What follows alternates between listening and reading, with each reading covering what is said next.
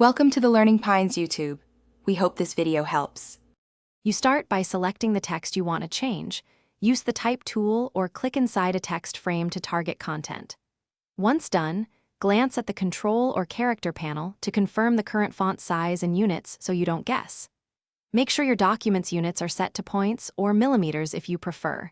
This affects precision.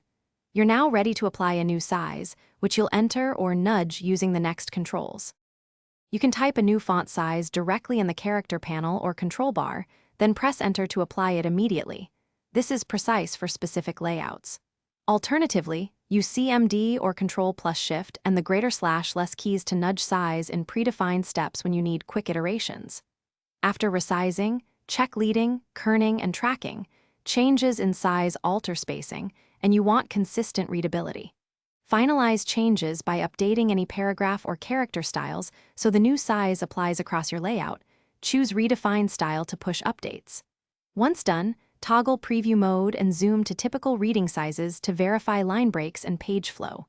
Make sure linked text frames reflow correctly. Adjust frame fitting or auto size if content jumps. If changes don't take effect, check for local overrides, locked layers, or missing / substituted fonts. Resolving those usually restores expected behavior.